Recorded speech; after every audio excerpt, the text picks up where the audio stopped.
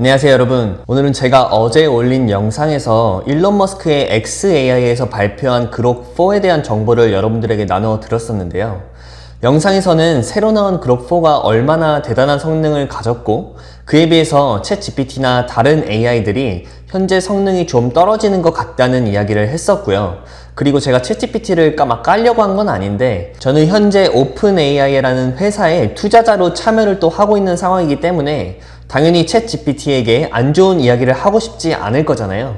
근데 투자자 관점에서는 이게 되게 씁쓸한 마음으로 소식을 전한 거이기도 했는데요. 바로 오늘 하루도 안 지나서요. 오픈AI에서 나온 흥미로운 소식이 있어서 오늘 그 이야기를 한번 해보려고 합니다. 영상의 주제는요. 바로 오늘 제가 영상을 찍기 몇 시간 전에 발표된 오픈AI의 챗GPT 에이전트 출시 소식인데요. 이 에이전트는 웹에서 조사도 하고 실제로 작업까지 수행할 수 있다고 해요. 즉, 오퍼레이터 연산자 기능과 딥 리서치라는 심층 리서치 기능이 결합된 거라고 보시면 되고요. 또한 이 에이전트 버전은 웹에서 직접 작업을 수행할 뿐만 아니라 이 스프레드시트나 슬라이드쇼 등 다양한 문서들을 생성할 수 있는 기능까지 포함하고 있는데요. 이게 이제는 그냥 대화만 해주는 게 아니라 진짜 개인 비서처럼 알아서 일을 처리해주는 거예요. 정말 AI가 우리 디지털 생활을 대신해주는 시작점일지 아니면 그냥 또 과장된 소식인 건지를 한번 정리해 보도록 하겠습니다. 이게 핵심이 뭐냐면요. 기존 챗봇이랑은 아예 다르다는 건데요.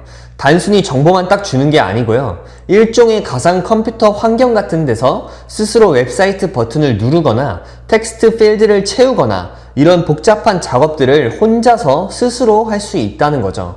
그러니까 AI가 우리처럼 그냥 컴퓨터 화면을 보고 앱이나 웹사이트를 사용할 수 있게 된 거예요.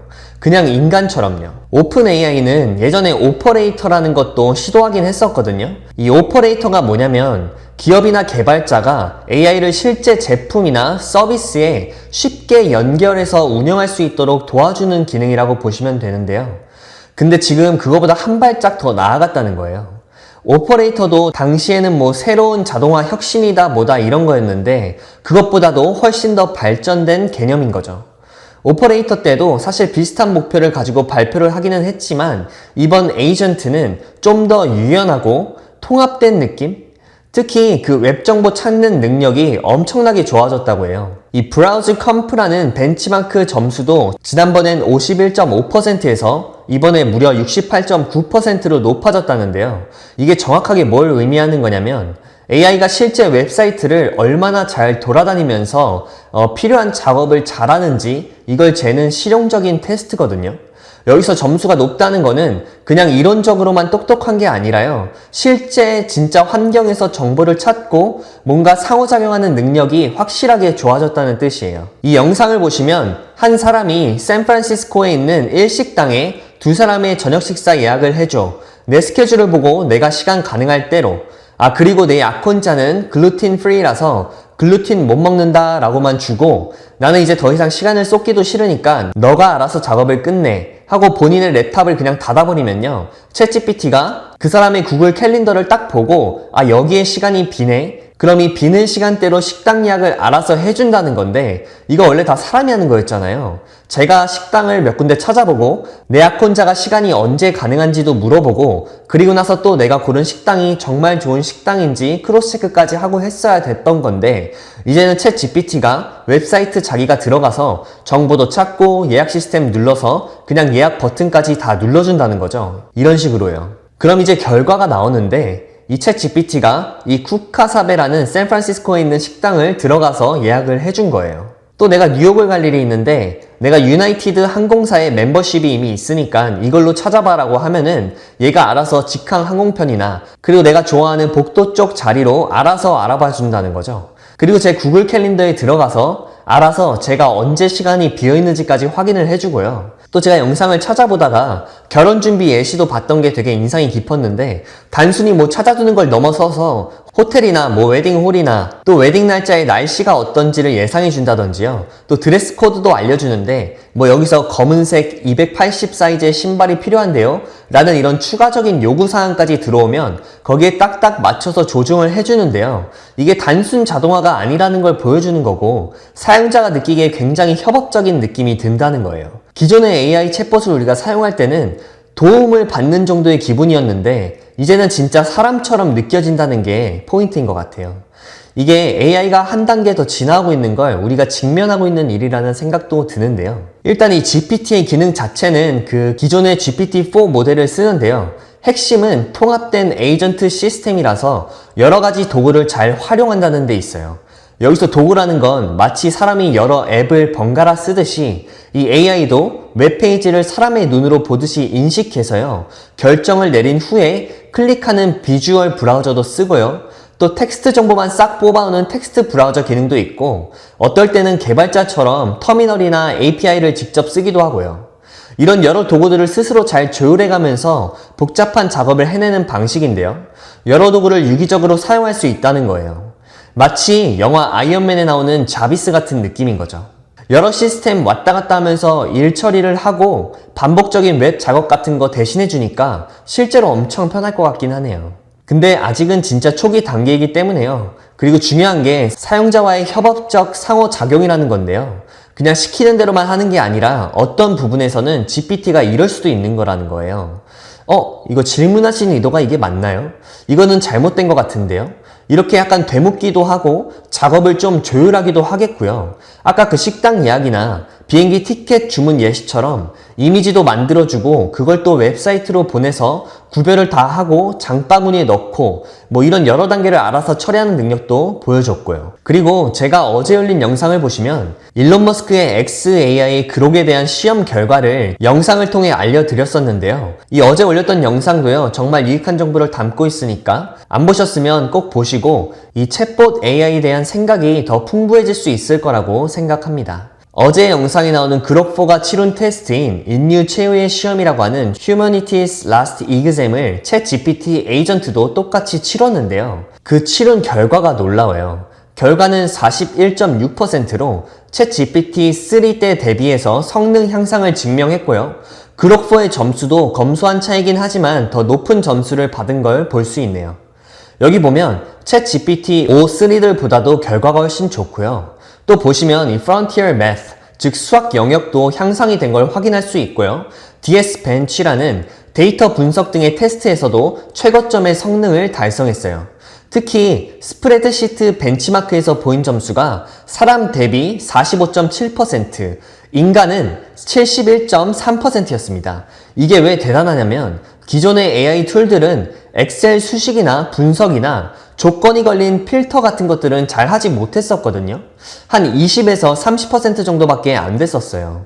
근데 이제는 직접 엑셀을 열어서 사람처럼 처리해서 절반에 가까운 성능을 달성했다는 점에서 기술적으로 엄청 큰 진전이 있었다는 평가가 있는 거고요. 예를 들어서 사람이 100개 중 71문제를 맞췄다고 하면 챗 GPT가 100개 중 46개 정도를 사람 없이 처리 가능하다는 거죠. 그래서 매주 반복적으로 해야 되는 보고서나 통계 정리를 얘한테 시켜서 절반의 시간을 절약할 수 있다면요. 효과와 시간 절약 측면에서 매우 유리하다는 거예요. 그리고 이 정도 속도와 추세라면 아마 한 1, 2년 후에는 인간 수준을 넘을 가능성도 충분해 보이고요. 그리고 여기 인베스트먼트 뱅킹, 투자은행 모델링 분석에서도 크게 향상이 된 것을 확인할 수가 있는데요. 이게 정말 신기한 게 불과 얼마 전만 해도 수치가 저렇게 낮았었는데 이렇게 빠른 발전을 하고 있다는 게 놀라운 수준인 거죠. 영상 앞에 언급했던 브라우저 컴프도 보면 대단한 게 51.5%에서 68.9%로 향상된 걸 확인하실 수 있죠. 웹 아레나에서도 거의 인간 수준에 가까워진 걸 볼 수 있어요. 그리고 개인적으로 제가 가장 좋았던 게 정기 자동화 시스템인데요.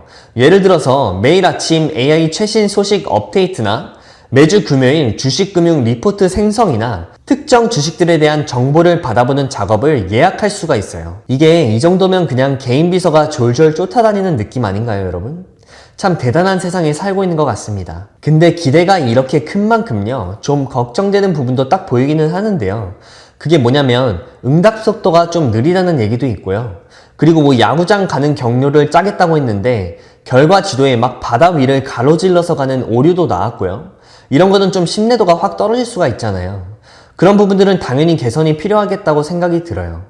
게다가 이게 진짜 개인 비서처럼 움직이려면 제 캘린더나 예약 사이트 같은 개인정보에 다 접근을 해야 되는 건데 그 데이터는 다 어떻게 관리되는 건지도 잘 모르겠고요. 편리하기는 하겠는데 프라이버시 문제가 좀 걱정이 되는 거죠. 오픈 AI도 지금 당장 금융거래 같은 좀 민감한 기능은 제한되어 있는 상태이고요. 이것도 결국 안정성이나 신뢰성 확보가 먼저이기 때문일 거라고 봐요. 대신 사용자는 언제든지 작업 중간에 개입해서 본인의 카드 정보나 민감한 프라이버시 등을 중단할 수 있게 설계가 되어 있다고 하네요. 아무튼 시험에서 보여줬던 오류나 속도 문제도 당연히 개선되어야 하겠고요. 그리고 선물 고르기처럼 창의성이나 사람의 미묘한 감정을 읽어야 하는 이 영역들은 여전히 AI한테 맡기기는 좀 어려운 숙제일 수도 있는데 이 부분도 어떻게 해결해 갈지는 좀 더 지켜봐야 될 것 같습니다. 그래서 역시나 이 프라이버시가 정말 중요하다는 생각이 드는데요. 외부 플랫폼 연동할 때의 데이터를 어떻게 쓰고 저장하는지 이런 거에 대한 투명한 정책이라든지 사용자들의 동의가 반드시 필요하겠고요. 앞으로 계속 이야기가 나와야 할 부분인 거죠. 아직까지는 그냥 에이전트 제로 단계 뭐 이런 느낌이라고 보시면 될 것 같아요. 그래서 이 챗GPT 에이전트를 누가 언제 쓸 수 있는 거냐면요. 현재까지는 그 챗GPT 플러스 팀 엔터프라이즈 사용자들을 대상으로 점진적으로 출시가 되고 있고요. 다만 사용량 제한이 아직까지는 좀 있더라고요. 초기에는 프로 멤버 기준으로 한 달에 한 40번 정도를 쓸 수가 있고요. 더 쓰려면 아마 크레딧 같은 거를 사야 된다고 합니다. 오늘은 이렇게 챗GPT 에이전트에 대해서 쭉 살펴봤는데요. 아직 속도나 정확성, 또 프라이버시처럼 풀어야 할 숙제는 분명히 남아있는 것 같지만 그냥 정보만 찾던 AI가 이제는 우리의 디지털 세계에서 진짜 행동을 하기 시작했다는 점. 이게 어쩌면 중요한 변화의 시작일 수도 있겠다는 생각이 드네요. 그렇다면 여러분은 이런 자율적인 AI 에이전트를 실제로 사용하시겠어요? 만약 쓰신다면 어떤 좀 지루하거나 복잡한 작업을 제일 먼저 맡겨보고 싶으신가요? AI가 우리의 실행까지 대신하는 미래, 한번 생각해보시는 계기가 되었으면 합니다.